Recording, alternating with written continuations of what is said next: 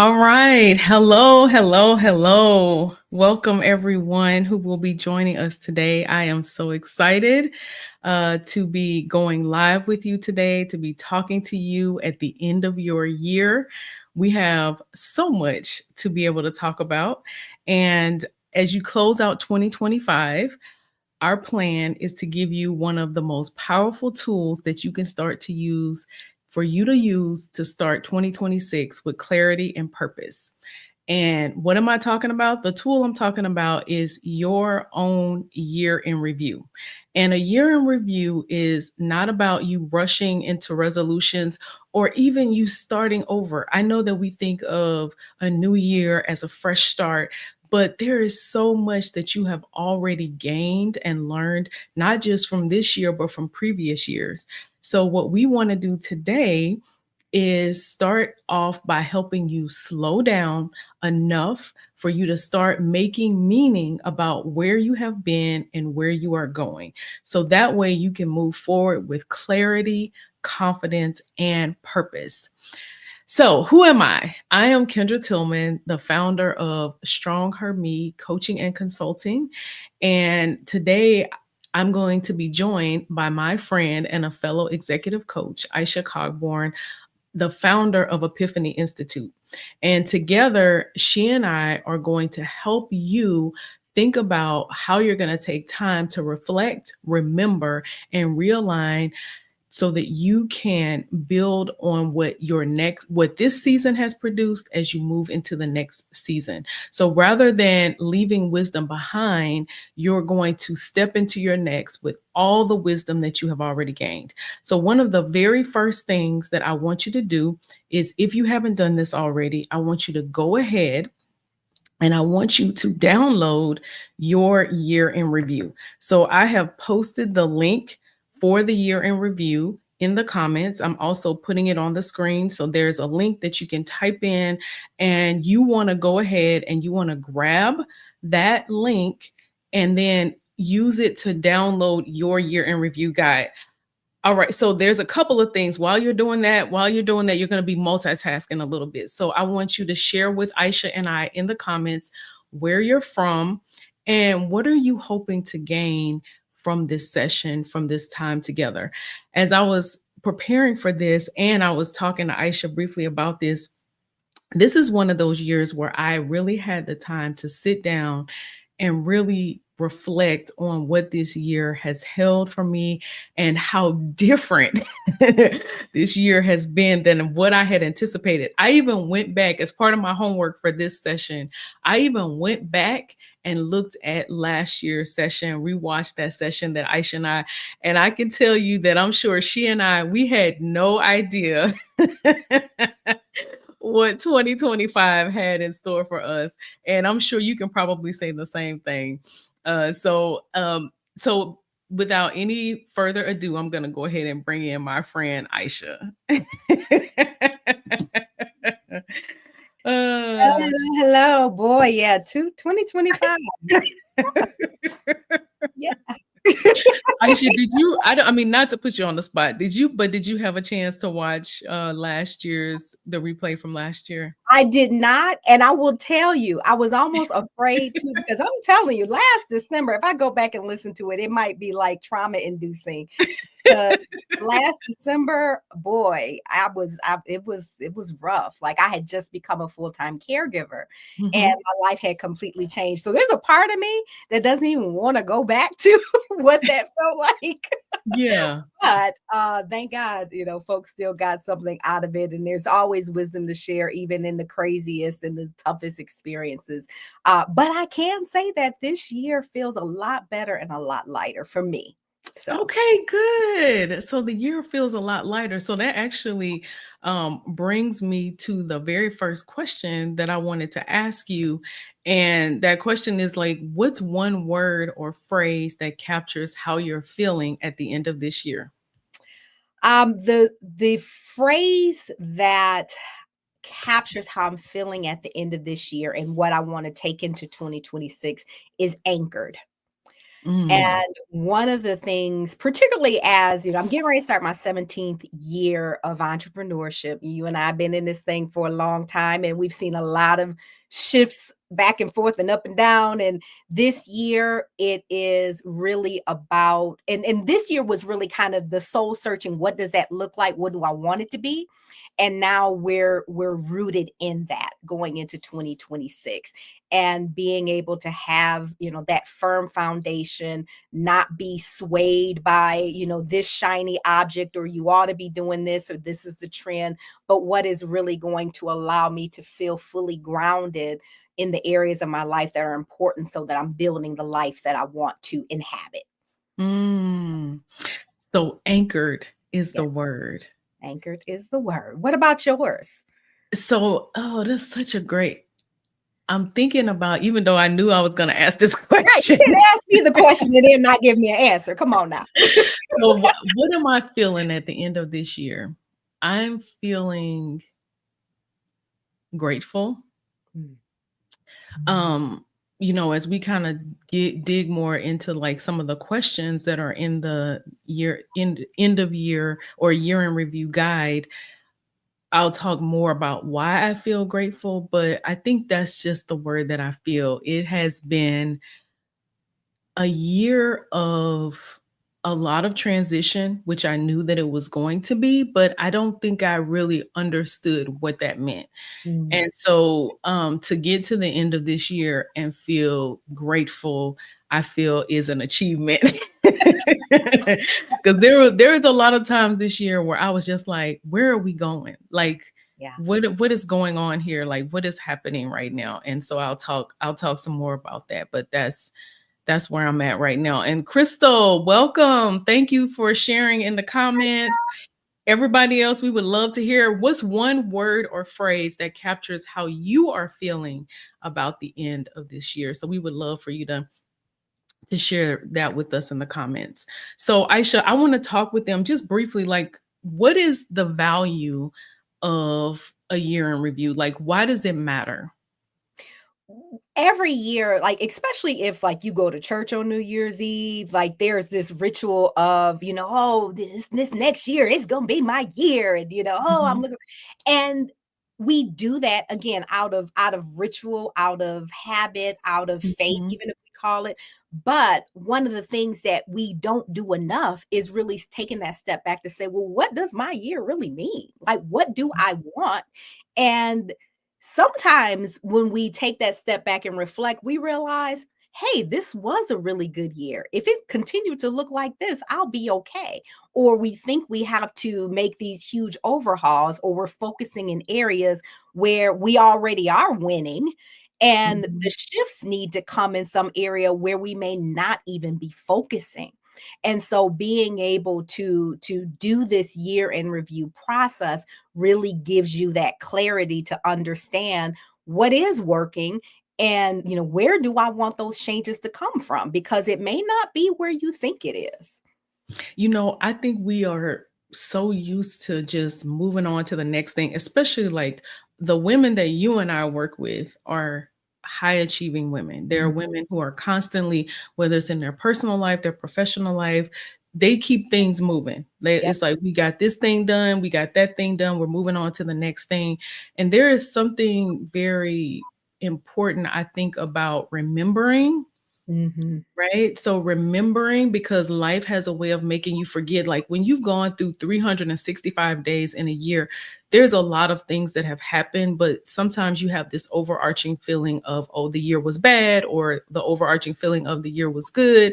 But the truth is, it was a mix of both, right? It was a mix of highs and lows. It was a mix of triumphs and tragedies. It was a mix of, frustration and like, this was an amazing time, right? And so the remembering, I think, is important so that we kind of also see like what are, maybe there's some patterns that you are seeing in your life when you are really taking like a deeper look at it.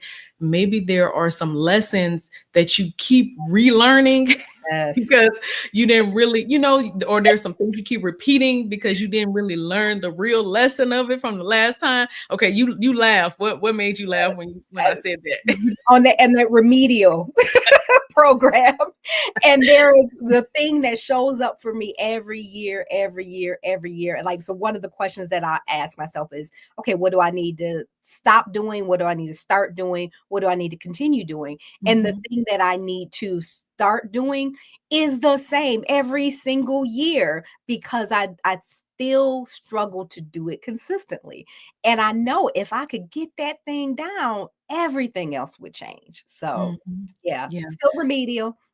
Yeah. I mean, and I think to a certain degree, we all are remedial, right? Until you just get to a certain point in your life where you are really ready to make the change. I was interestingly enough, I haven't listened to Dr. Miles Monroe in years. Mm. For those of you who may or might not know who that is, he's a pastor who is out of the Bahamas, right? I Mhm. believe it is the Yep. Bahamas, and he actually passed away like about 10 years ago. But anyway, I was on YouTube and I was saw one of his videos and he was talking about the planning and the planning for change is what he was talking about. And I think that's really what you and I are preparing all of us for, right, as doing this year in review, is Mhm. that we know that change is going to happen. So, and it's going to happen whether you want it to happen or not. And Agreed. so, like, how prepared are you for the change that's going to come over the next, year, over the next 365 days, over the next 4 quarters of next year? Mhm. How prepared are you for that change? So, and I saw that Kamisha, my sister, she's actually one of the things I wrote on my list of some of the things I'm going to talk about today. She commented about that this was definitely a year of growth for her. And I see that Kathy talks about her word.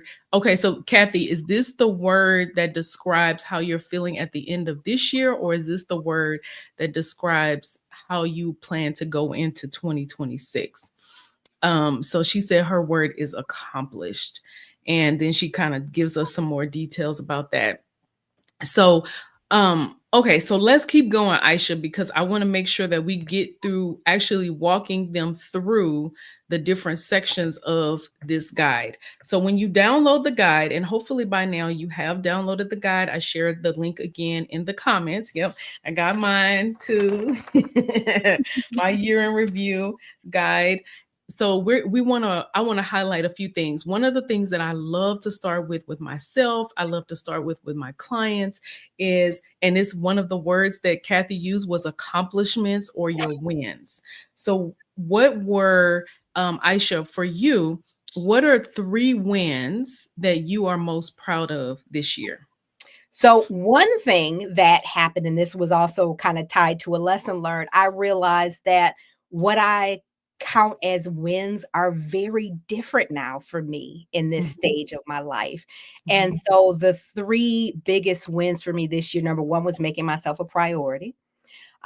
That is something mm, that I didn't used to have a problem with, but when mhm, I shifted into caregiving and then living close to family again and doing a lot of things that were community focused, I started to let my needs go by the wayside. And this year, I was strongly committed that I'm going to do what I need to do. I'm going to make sure I'm taking time for myself. I'm going to make sure I'm saying no when I need to say no. I'm going to mhm, make sure that I'm intentionally creating the experiences that I know bring me joy, fulfillment, whatever it is that I need in my life. So that was one. Second win was seeing some positive improvements in my health. Uh, mm, Not many people know this. I don't know that I've ever talked about it publicly. I may have talked about it a little bit last year. I can't remember. But the end of 2023, I had a cancer scare that brought me into the mm, beginning of January 2024. And so then this year having to go through rounds of tests again and then having some little wonky stuff in another area of testing a few years ago, I was kind of nervous. And so um lost a little bit of weight, saw numbers improve, some other, funky health stuff that was going on, that went by the wayside. And even I was having issues with my back this year. And going to the chiropractor and having to pay out of pocket for that, but just knowing that this is something that I need to do because it's going to make me feel better and I will do it. And I continue to do that. So that was a win.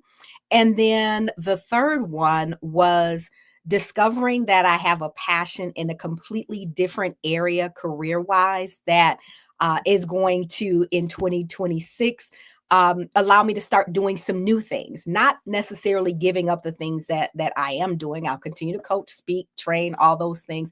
But I discovered that I have a passion in special education.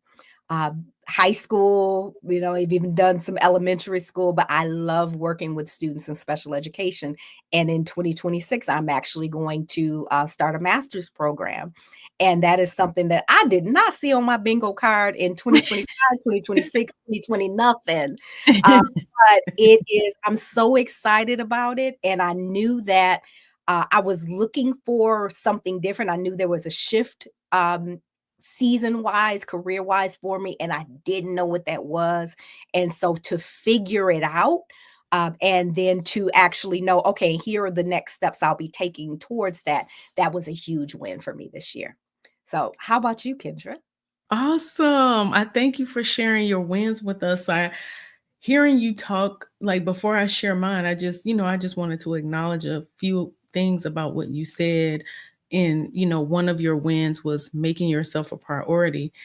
And I'm curious about what made that a win for you? Because last year I felt like I literally had lost myself. Uh, Mm, and this is something I haven't dealt with for a long time because I've been an empty nester for a very long time. I have not raised children. I'm not in a long time. I'm not married. So I was able to the number one thing when I woke up in the morning was what does Aisha want? What does Aisha want to do? Like, mhm, so making myself a priority hadn't been a challenge in years. And when I moved back home and started taking care of my mom, that completely mhm, shifted. And I did not recognize my life. I did not recognize myself. I was tired. I was not joyful. There was just so many things that were important to me that were no longer a part of my life, and I did not like that. And so I was determined that that was gonna change because I was going to be able to honor my mother and the other responsibilities that I have, but not lose myself in the process, because mhm. those 2 things don't they can easily happen together, but I don't believe that they have to. When I took this responsibility on, one of the things that I've said to myself and others, I am not called to be a martyr. And so I'm not gonna Yeah. lose myself in this process. And so that was something that I really walked out in 2025, and I saw the benefits of it. I'm posting what you just said. I'm not called to be a martyr. I think that's, such a powerful perspective to have because don't I think that so much of life is about your perspective and how you see things and you really went through so many different transition. I would say in the last 2 years, right? Yeah. 2024 and 2025, and that it's very easy to see yourself as a martyr, a victim versus the fact that you made a decision to make yourself a priority and now you're counting that as a win.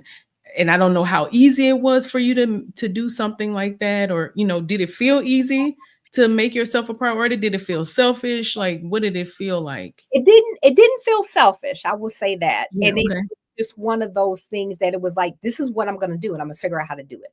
So whether Mhm, it was a trip that I was gonna take, like I mhm, went to Hawaii for 2 weeks with my dad and my sister and my bonus mom, and, there were some people that were kinda like, "You're gonna be gone for 2 weeks?" "Yeah, I am, because I need to go mhm. spend some time with my daddy, and I need to have some new adventures because that's something that's very important to me to experience Yes. new things, and this is what I need to do, and the opportunity is here, and I'm gonna figure out how to make it work and Mhm. involve other people in the process, and I'm out, you know? So that was Yeah. just gonna be what it was gonna be. I'm gonna figure out how to do this. It wasn't, "Oh, can I?" It was, "Let's figure out how to, because I'm Mhm. going to do it." And so that has really been my approach, to that this year. It is how, not if or can I. I'm not Yeah. asking for permission. We're just going to figure out how to make this happen. Yeah. So that, and then, so to me, that's a takeaway for all of us, is that thinking about how to make it happen versus if, or just, yeah, how can you make it, like your brain starts thinking differently when you start trying to figure out how to make something happen. And I appreciate that Kathy shared three of her wins in the comments with us. She talks about creating boundaries in her marriage, forgiving her father for the past. Wow, that is huge. That is a huge win. Both of those are huge wins.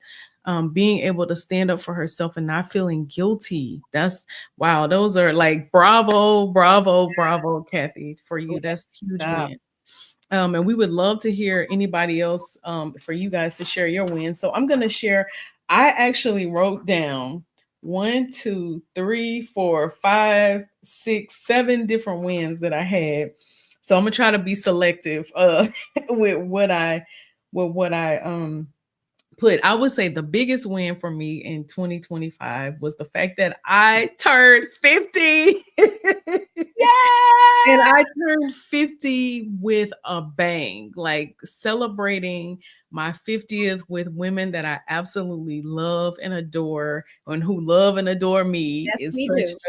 is such a huge gift. And I put next to that, actually reuniting and reconnecting with my sister Kamisha. She actually commented earlier. That's actually what I wrote as a part of that win, because that is a huge win for me, for so many different reasons. So many different reasons. Witnessing my oldest son graduate college from his dream school. Praise the Lord. Yes. Hallelujah. More We got a tuition. child through college. Thank you, Jesus. Hallelujah. Yes. And then, oh man, I'm gonna say passing my coaching evaluation, the recording part of it, so that I could take the written exam. So I am working towards getting a credential through the International Coaching Federation. And basically, about 2 years ago, I had actually submitted my recording for evaluation and I didn't pass. And that really it really was hard for me, like mentally. I was just like, whoa, like what happened, like what did I do wrong? Like I really was in my head about it a lot. And so going into this year, I think it must have been maybe at the end of last year, I decided to work with a mentor coach, actually someone I do contract work for her as a part of her coaching. And so she became my mentor coach. And through that process, I really grew and I felt so, and I started, and I was able to finally like let it go. Mhm. This fact that I had reached for this goal, something that was really important to me, that I really valued, and stop making it about like me and how I had failed. And I was able to move past that and take that part and successfully make it through that part. And now I'm actually taking the written part, because I was like, part of my goal was to finish it out before the end of the year, and I procrastinated. So now tomorrow, on December the 30th, I'm taking the written part, and then from there I'll know if I have received that credential. So that was a big win for me in 2025. Those are some huge wins. Yes, Congratulations. so those are great. And so again, we would love to hear from you all. So Aisha, now one of the things I think you and I actually really like talking about is lessons and growth, right? We like talk about our lessons learned, because we don't like just talking about all the ways that we're winning, but also what are the ways that we had to learn, right? What are some challenges that marked us this year, and what did we learn from them? So that's the question I have for you. What challenges marked you this year? And then what did you learn from them? So one of the things that I really struggled with this year was figuring out what I wanted and the goals. Typically at the beginning of the year, you set your goals, you're excited about it. And that's one of the things, like for me, and when I'm coaching other people to set their goals, if you're not excited about it, we need to set some different goals, because Mhm. you're already going to have to put in a lot of effort to accomplish it. So if you don't feel energized by the challenge that it presents. Like, okay, yep, this is, I know I got to put in the work, but this is going to be fun and I feel good about it. If you're not feeling that way, we probably need to set some different goals or write them a different way. They still may get you to the same place, but maybe what we're measuring is different. And so when I was setting my goals for 2026, I really struggle with that myself, particularly Mm, related to my professional goals. And I have, for better or worse, I have always been a person whose professional life really takes up an outsized role in my life, whether it's how I feel about myself, how I feel about my life overall, whether or not I feel accomplished or not. Like, I enjoy working. I always have. It was never just a means to an end. My work is a big part of who I am. And so if mhm, I don't feel good about my work, I'm not going to feel good about my life. But as I looked at even in business, like, okay, well, what do I really want to focus on in 2025?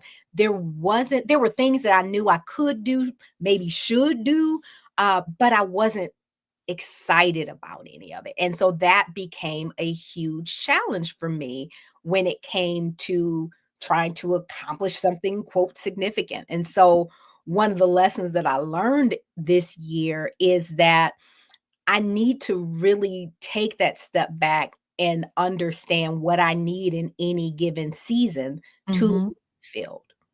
And so this was really a year of figuring it out versus accomplishment. And when I took that step back and realized that, and I was able to accomplish that, and that was when I realized that's a win.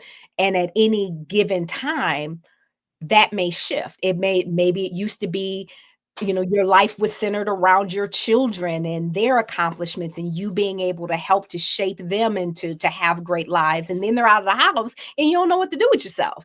And so then you've got to kind of reshape where your fulfillment comes from. And so that was something that I really needed to learn. And even now, like at the end of the year, I was starting to kind of feel, a little like, yeah.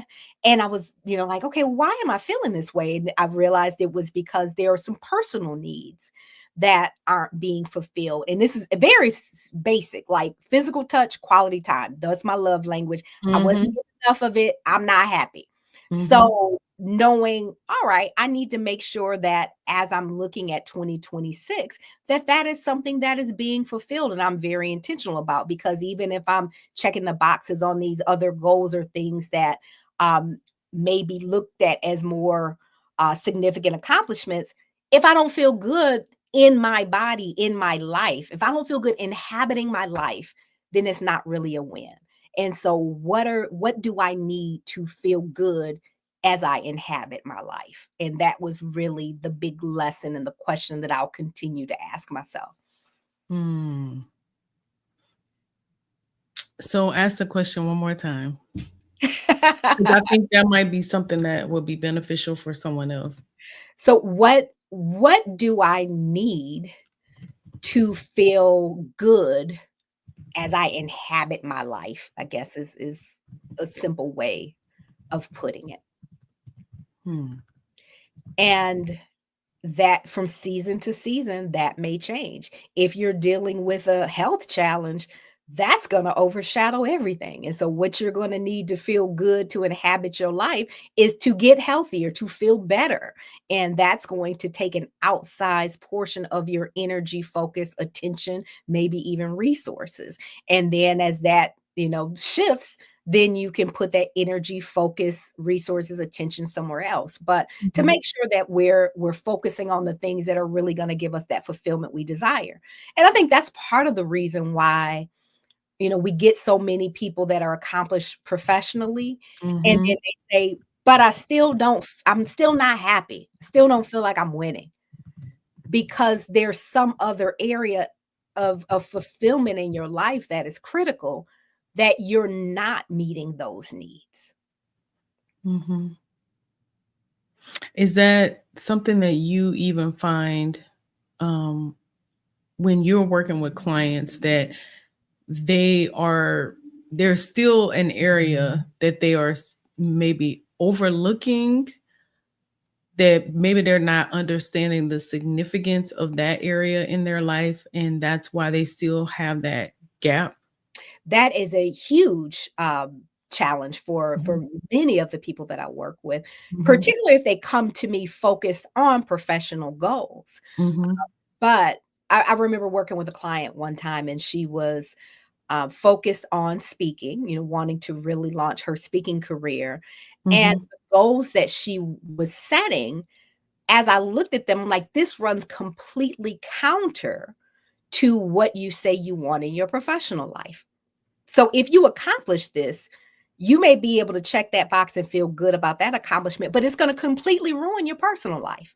Yeah.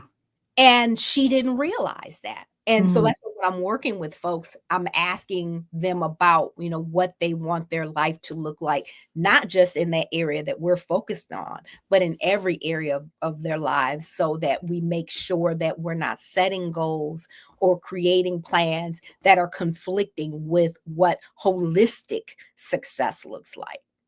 Yeah. Because if you're winning in one area and losing another, you ain't winning.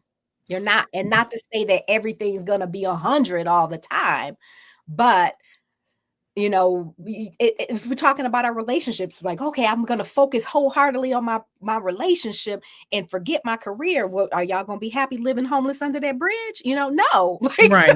Right. somebody's got to be Right. focused on that piece of it too. So we have to have some sense of perspective on all of the things that impact how we inhabit our lives and how that feels. Yeah, and that to me, this is why this part about what are the lessons learned are significant in terms of you setting goals, because there's things that you learned this year about yourself that when you start setting goals for 2026, you need to keep that in mind. Like that needs to be in the forefront of your mind, because otherwise you're going to be setting goals that are contrary to what you already have learned or what you believe, like what your beliefs are, what your values are. That actually really brings me to one of the things that there's two things that I was thinking about, in terms of like I have specific lessons that I've learned, but the two big themes I feel like I learned for 2025 were about provision and about my values. Mm, And so one of the things that I learned about provision is that God's provision doesn't always look like what we think it's going to look like. yeah. That was such an important lesson for me to understand. So what I did in preparation for our time together is I went back and looked through my journal for the whole year. And I saw multiple ways that God had answered my prayers throughout this year, and he did it in ways that I did not always expect. And specifically where provision was concerned, a lot of the ways God provided for me this year was through words of encouragement. So it Mm, was a book that I read, a conversation that I had, an experience that I had with someone else, or, like with you guys for my 50th. It's like that's how God provided for me all year long, is that it was these multiple moments of like there when I would need a specific, I needed to understand something, it would come.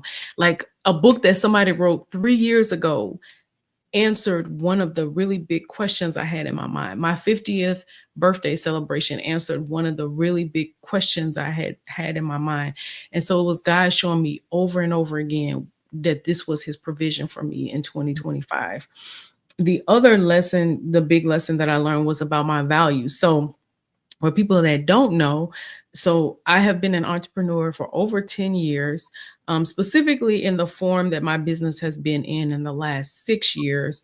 Um, I have not worked for anyone else in that time. Like I've done my business full time. Well, this year I went back to work for someone else.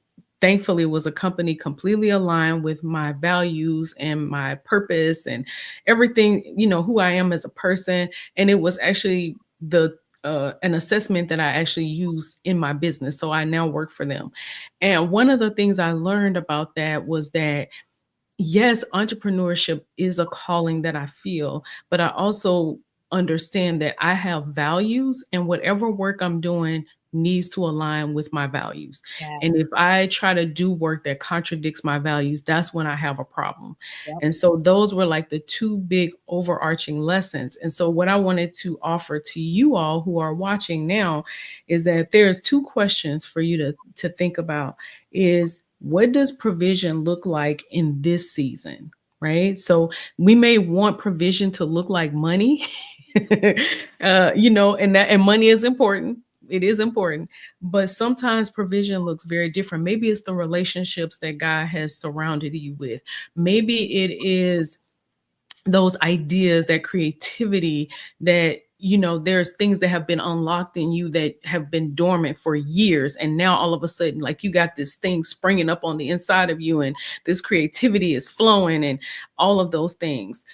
What does provision look like in this season? Because that can Mhm. look very different from one season to the next. And then the other question is, what do you value? Because any work that you do, whether you feel called to be a full-time entrepreneur, whether you feel called to be an entrepreneur, I mean, someone who works as an employee full-time and you're doing something on the side, whatever you're doing, does it align with what you value? Aisha, what thoughts do you have about that? Yeah, as you were saying it, I was kind of answering the question in my head for myself. And I know one of the things that's critical for me is whatever work I'm doing, it has to be impacting people's lives in a way that Mhm, I can see it. mhm, And I've worked for some amazing companies doing amazing work, but I often felt unfulfilled if I could not see that direct impact on how what I was doing mhm, positively impacted their lives. And I think that's one of the reasons that teaching feels so natural for me. mhm, And in particular, going into an area of teaching where most folks run away from it, don't want to go into that because it feels too scary, too difficult. But I can see, the impact that I'm making even more significantly, and it makes me feel wonderful when I looked at okay, when I come home every day, what were those days where I felt the best about my impact? And that was how I figured out, oh, it's special education. And mhm, so, and that was even what led me to coaching when I was in corporate. When I asked mhm, myself, what are the days where I'm feeling the best about the work that I was doing? It wasn't when I was doing my core job. It was when random people were coming into my office saying, I don't know why I'm telling you this, but, and I was coaching them. And that was, mhm, I was getting paid mhm. to do. And so, being able to answer that question can, like, my goodness, it can completely change your life. Yeah, and you even sharing that example too of just those patterns, like the things, the themes, the patterns, the things that you kept seeing over and over again. And yeah, I have learned how limited our thinking can be about what is possible. I one of the things that I wrote down as a lesson learned is this is something I've been saying this year. At this point in my life, at my 50-year mark of life, I truly believe that literally anything is possible. Like, anything can change, anything can be different. You are not stuck in whatever. Every season changes, whether the Mhm. season is a wonderful season and you wish it would never end, or if a season is horrible and you can't wait for it to be over. Everything changes at some point. Every season changes. And so that's why I believe that literally anything is possible. Things that we look at in our lives right now that we think this is never going to change. I'm going to keep circling this mountain over and over again. I'm going to be stuck in this same spot from one year to the next. I've been trying to change this for 8 years and it doesn't look any different. Well, you know what? This could be the time where things can be different, where things can change. Yeah. And I think with that, one of the things that it's important for us to figure out is in order for things to change, what needs to change. Yes. And sometimes it is our thought patterns, sometimes it is specifically our actions, sometimes it is our relationships. And so we can see something happen in an instant just because it might have just been a mindset shift. But if it's a behavior shift, then it Mhm. may take more time and more effort. Mhm. And so that level of self-awareness, you talked about journaling and reviewing your journal. Having a deeper level of self-awareness can help us to understand what things need to change in order for us to see what it is that we desire. And that's really important. And I want to pause for just a second that if you're watching right now, if you're live with us, and maybe there's a burning question in your heart and your mind about what does this change look like? How do I make these change? How can things be different? Even when I have seen them, like I want them to be different, but they're not different. If you have a question about that, or if you just have a question in general about writing your goals, setting your goals, please drop those in the comments for us. We would love to address anything that is on your heart and mind. Now, Aisha, I'm kind of torn. I'm trying to see um, where I want to go next. I was thinking about talking about what would you say propelled you forward in 2025? It was definitely a sense of responsibility to my local community, Mm. which was very another one of those things which was very different for me because I have not lived at home in the community, that Mhm. I was from my entire adult life. And even in other places that I lived in, I moved around a lot career-wise, and even though I was in the Phoenix area for 13 years, it was such a wide geographic area that Yes. you Yeah. never really felt I didn't at least feel rooted in this is my neighborhood, this is my local community. It might have been these are my friends, this is my entrepreneurial community, this is my faith community, but I never, felt rooted in this zip code and what is important to this zip code. And so that shifted for me this year. To the point I ended up working on a political campaign, which took up about 4 months of the year in a very significant way. And so many of the things that I got involved with, even getting into teaching, period. I started out, I spent a good chunk of the year um teaching the school year, teaching at my old school, so it was, so many of those things. It was about, how do I improve the quality of life for the people that are in, this 10 square mile radius of where I am. And I don't know if it will continue to look like that in Yeah. 2026 or if it'll broaden. And so I'm curious to see what it'll look like. I don't know the Yeah. answer to that, but it was definitely that for this year.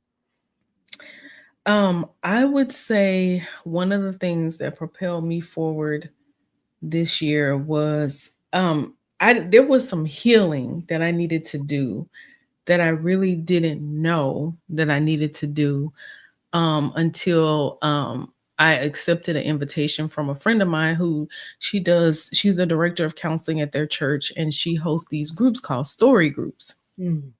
And And in in our particular group, all of us were in some type of leadership capacity in the church. Actually, a couple of people were pastors.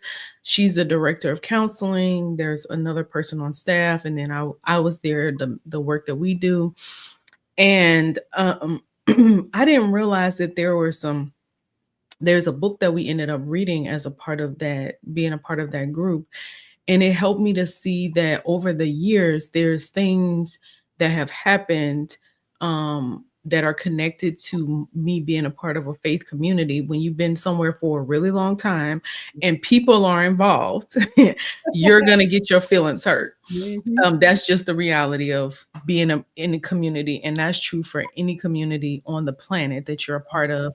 And so there were some things that I needed to heal from that I didn't know I needed to heal from, but being a part of that group really gave me some insight into that. And so I feel like once that process, whatever was happening in me, what God was doing in me and working out of me, it really helped me see a lot of other things in a different way, which then allowed me to be able to keep moving forward um, in what it is that I feel, a connection to, a calling for in my life. And so that's one of the things that I would say for me.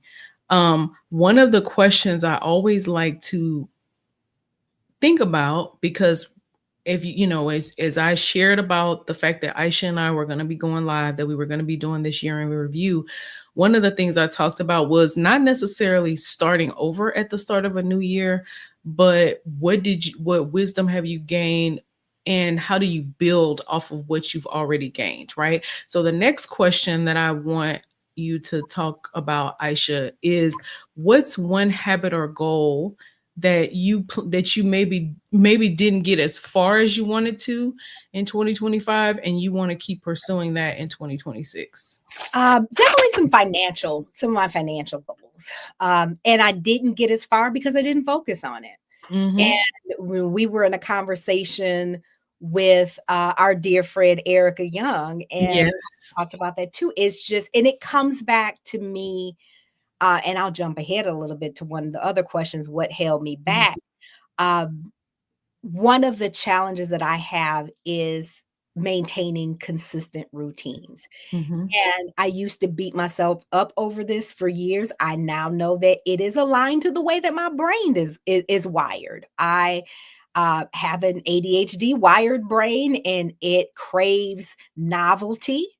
And so consistency, although I love processes and order and structure, then this little gremlin in my brain is like, okay, we're bored with that. We need something new now, you know? And so I can have a routine in place for a while. And then after a while, it's like, okay, we're bored with it now. Like, and so Mm-hmm. one of the things I need to figure out in 2026 is how do I introduce a sense of novelty into my routines Mm-hmm. so that if I know, okay, this will work for about 3 weeks and then I'm gonna be over it. Like, okay, what does the next iteration look like?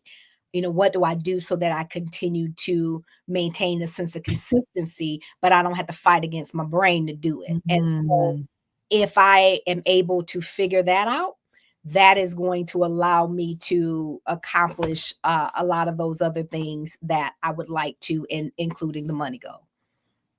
Thank you for sharing that, and just kind of walking us through like your process of how you determined that that was something you want to carry into the next year. And I'm glad you brought up the question about what held me back. Um, would you talk a little bit more about that? So, if you downloaded the year in review guide, there's a question on there: what propelled me forward, but then also what held me back? Because we have to be realistic and honest with ourselves about what are the things that trip us up, right? What are the hurdles? So, and I feel like last year when we talked about this, Aisha, you had some really good insight into that. So, when you hear that question, what held me back? What do you hear? I hear, what do I need to either start doing or stop doing? Okay. Like, it is very personal for me. What held me back? What did I do Mhm. or not do that Mhm. would have allowed me to um, accomplish something? But at the same time, I had two things. So, number one, I said inconsistent routines. But the second thing I had was fatigue, both mental and physical fatigue. And some of that was connected to, some health challenges.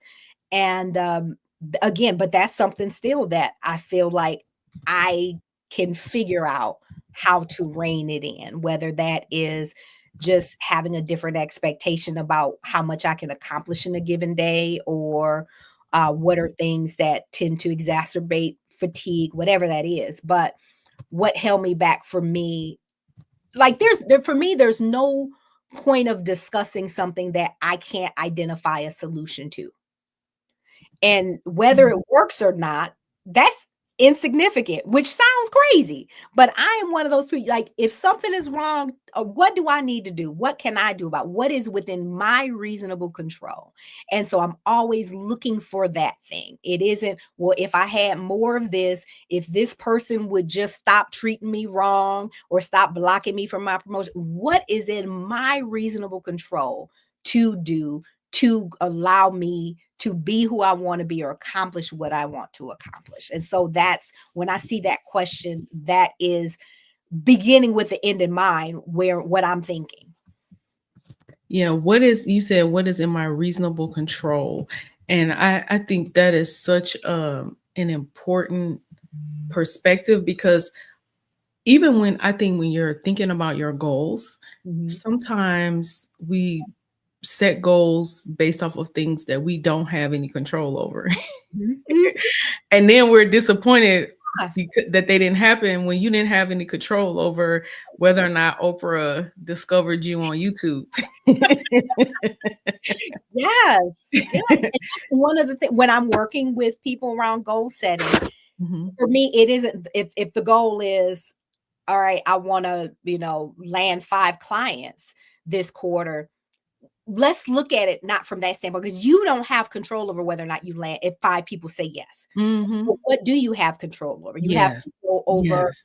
how many leads you're reaching out to in a week, in a month. You have control over what other types of business development activities you can control. So let's set goals around measuring those things, or what activity you'll engage in that is likely to help you to land those 5 new clients this quarter. So that's where I choose to focus. And even if I look at my goals for this year, they're all activity based. It isn't lose 10 pounds. It is close the move in the exercise ring on my Apple Watch every day for the next 30 days.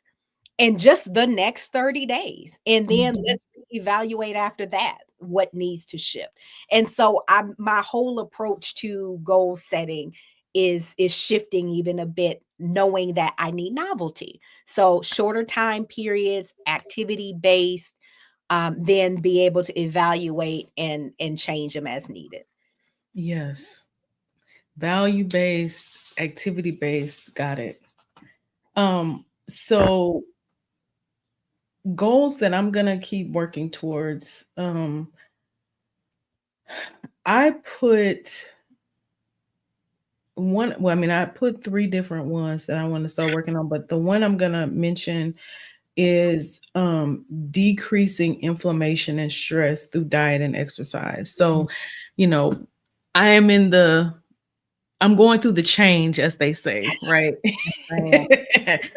And of course, all my friends around me, all us Gen X women, we all are, right? We're all Mhm. in this new season of life, and our bodies have changed. And so you have to almost like get reacquainted, reintroduce yourself to this new version of you. And that's in a lot of different ways. And things that I used to could get away with and be okay, now at this season of my life, I cannot. My body will not allow it.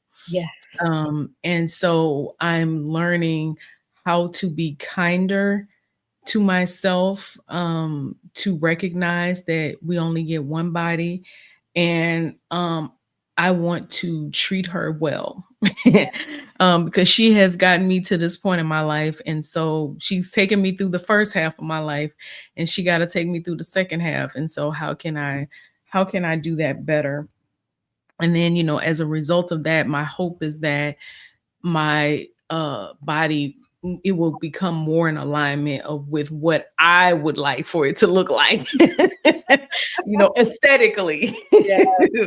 Would Yeah. like for it to look like. So that's one of the things that I wrote down as a part of my goals, that one of the goals or habits that I want to carry into 2026. Yeah. As we get older, I recognize more than ever before how important our health is to our success in life overall. Where Yeah. before, most of the time, our health goals were just focused on aesthetics. I want to be Yeah. able to look good in my clothes. I want to be able to not wear Spanx. I want whatever. But now it is very much, hey, like I had sciatica this summer, and I could barely walk. So you aren't thinking about anything else when you can't walk. That's And right. so, yeah, we have to take our care of our bodies. Like, it is not an optional exercise at this stage of life anymore. We got to figure this out. Our friend April Nowlin Mhm. posted something today, and she says, "Yeah, I refuse to die of something preventable." And it Yes. was like, yes, Yes. that is Yes. exactly how I feel. Now, something else might come along and get me, and I didn't do anything to bring it on, but type 2 diabetes, I don't have to have that. Mhm. So let's make sure it's not something that we have control over. Yeah, and thinking like in your life in a very holistic way. I think that you and I understand that because that's something that we really talk to our clients about. It's like you are everything. Like you're not just one area, you're not just your work that you do, you're not just your body, you're everything. You're all of Mhm. those things. And so holistically looking at your life and the relationships that you have and the fun that you want to have in your life, like all of those things, like being conscious of those and like what are those areas where you're like, you know what, I want this to be different, and then how can I start taking steps towards making those areas of my life different. um so, I always think that this is a big question, Aisha. The question about, do you have a theme or a word for the coming year? Um, do you already have you already uncovered what that word will be or what that theme will be for your year? So I think it goes back to, and I talked a little bit about this, about where I feel right now when you ask that Mhm. question, that really carries over into my theme for 2026, and that's anchored again. And anchored Mm. in my values and not validation, anchored in purpose and not pressure, anchored in Mhm. clarity, not chaos. Mm. Um, some of what I wrote, just as I fleshed that theme out for myself, is that I trust that I don't need to rush to be relevant. I don't need to hustle to be impactful, and I don't have to abandon myself to be successful. Oof. And so being anchored, being grounded without drifting, is going to allow me to be anchored in my health, in my finances, in my spiritual and personal relationships.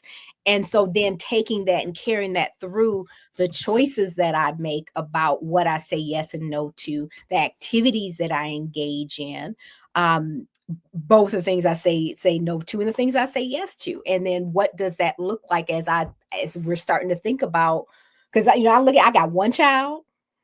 When it is his turn to take care of me, I want to be as less of a burden for him as I can. Not that any of us as children think that our parents are ever a burden, but that's how Mhm. and I get it, because my mother will say things like that. And I'm like, you're not a burden. But I say that about my son, and I'm sure he'd say, well, Mom, you're not a burden. Well, you'll never Mhm. be a burden.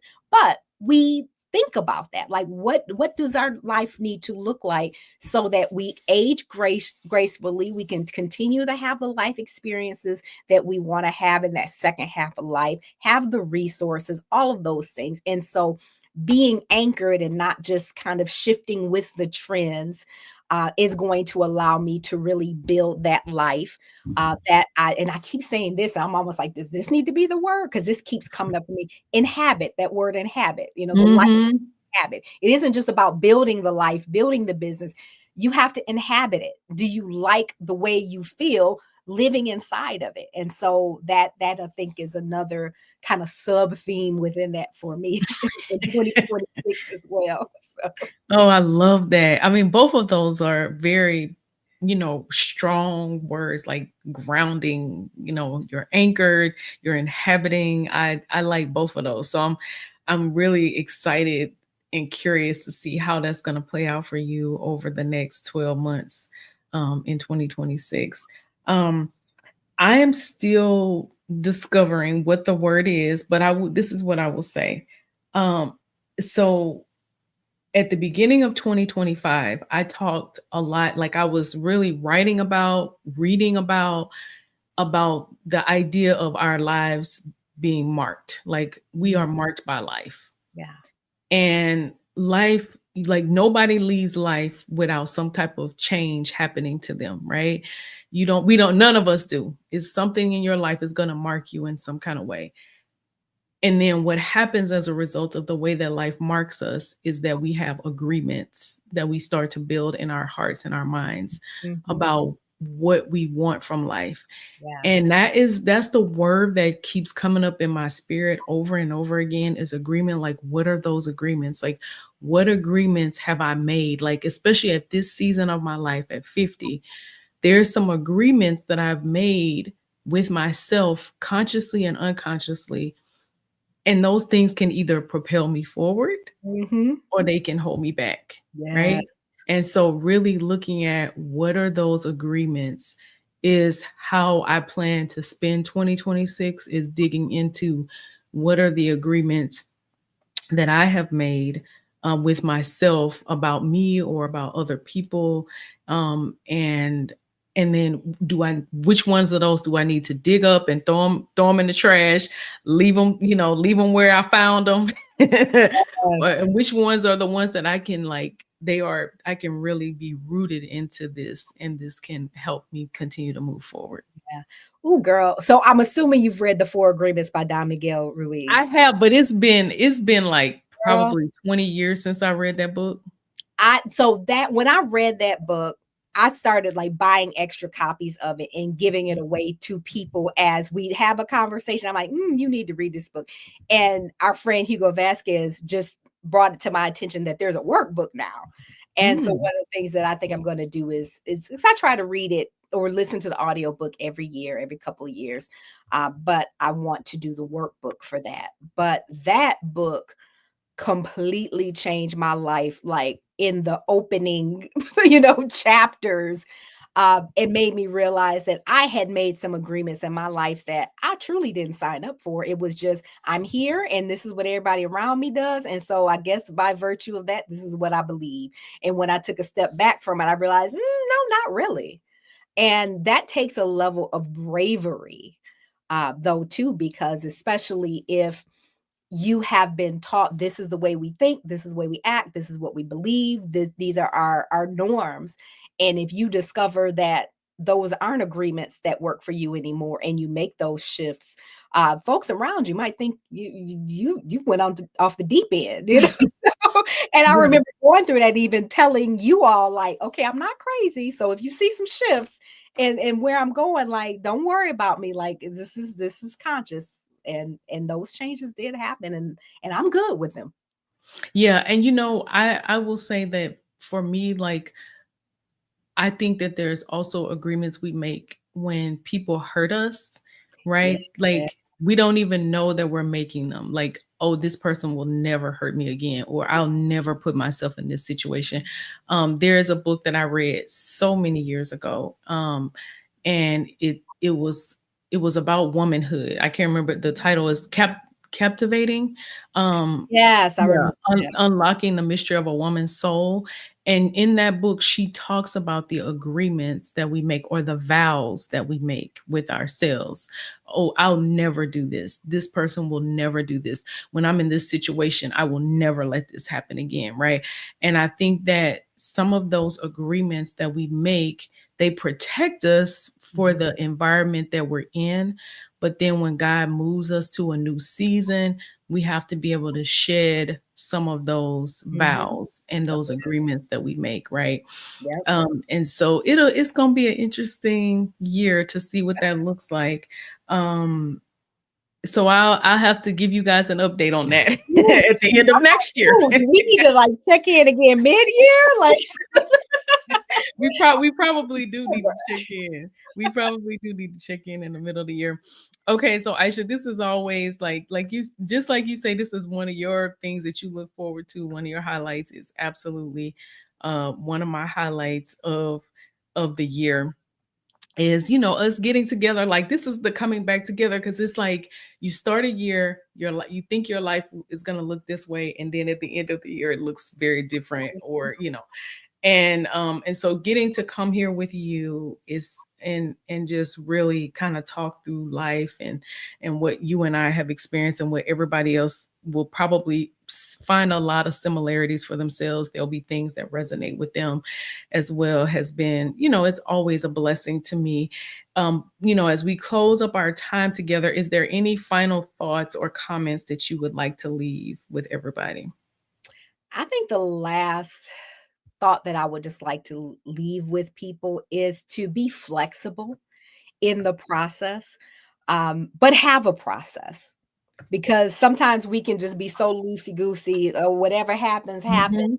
Mhm. And Mhm. then we don't ever, see what it is that we want, because we don't own what we have the ability to control or to build. but at the same time, being willing to ride the waves if those things that we expected change, if there are experiences or shifts that life throws at us that make us recalibrate, or have to rethink our priorities, or if we just realize those things that we thought we wanted just aren't that anymore. And it's okay to be honest with yourself and own that, and take that step back and say, okay, for 5 years, this was the goal I was chasing, and it just really doesn't matter to me anymore. It's okay. Be honest with yourself about what you want and pursue that. And it doesn't matter if it's not impressive to other people, or if it takes you in a completely different direction than what you thought you were going in. Be true to yourself about what you feel you're called to do in this season, because it may not be permanent. As Kendra said, things change. And so focus on what it is for right now and pursue that joyfully, scared if you have to, whatever you have to do, but know that there are always people and resources here to support you in that journey. Yes, there are. And then is there anything you want to share in terms of like people that maybe want to connect with you when, they're going to watch this and they're going to like, Isha, I need some help. I need some support. Yeah. So one of the things that I would say, if somebody would like to talk to me or find out what working with me looks like, you can jump on my calendar if you go to talktoaisha.com. It takes you right to my calendar, and just set up a consultation, and let's just chat about what your goals are, and how I can partner with you. And I won't even say goals, just what is it that you're trying to build? What is that life that you want to build, and how do you want it to feel? And let's talk about how we shape that. And no sense of a strong commitment there around it, but let's explore that. And I definitely encourage you to connect with me on whatever platform you're watching this right now. So if you're on LinkedIn, connect with me on LinkedIn. If you're on Facebook, connect with me on Facebook. But I would love for you to be a part of my online family, because I definitely consider you all family, and that's how we talk, as you can tell from this conversation Yes. here. We talk like family. So if you want somebody really buttoned up, you're not going to get that with me. I'm going to be honest with you, and we're going to have fun in the process. Yes, you are. You are going to have fun in the process. And yeah, and sometimes like we need the support of other people to help propel us into that next place where we, you know, because it's some we need that outside sometimes we need that outside perspective, right? Of Mhm. helping you with your blind spots, and even not necessarily telling you what to do, because I know a lot of people love advice. Working with a coach will support you in realizing how much you already know that you just have Yes. not been able to do. Mhm. Right? And so I just want to encourage you, if you feel like that little burn on the inside that, 2026 is the year I want to get out of my comfort zone. I need support of someone else. Then Aisha, talk to Aisha.com, and she can help you take you to that next step, walk with you to that next step. So, all right, y'all. So I have enjoyed our time together. Yes, Um, me I too. would love for you to stay connected to us. I am at Kendra Tillman on Instagram, Kendra Tillman on LinkedIn, Kendra Tillman. Well, I'm not Kendra Tillman on YouTube. I'm Strong Her Me Coaching on YouTube, but Aisha, and on Instagram, you are. I'm Isha Cogborn everywhere. YouTube is Isha on Purpose. But if you type in Isha Cogborn, it'll still take you there. So just my Okay. name across the board. All right. So thank you all for giving us some time today, a little bit over an hour today. And I hope that this will only be the beginning for you, that this will not be the end, that this was a way to support you as you move into a new year, for you to have the time to pause, to reflect, so that you could remember, and then you could realign yourself with what it is that you would like to be doing, how you would like your life to look different, the changes that you would like to make. And so, bye for now, y'all. And until next time, remember to work your plan and watch God work. Bye, everybody. Bye. Hi, Terry. Hi, Terry and Kamisha and Kathy. Thank you for joining us.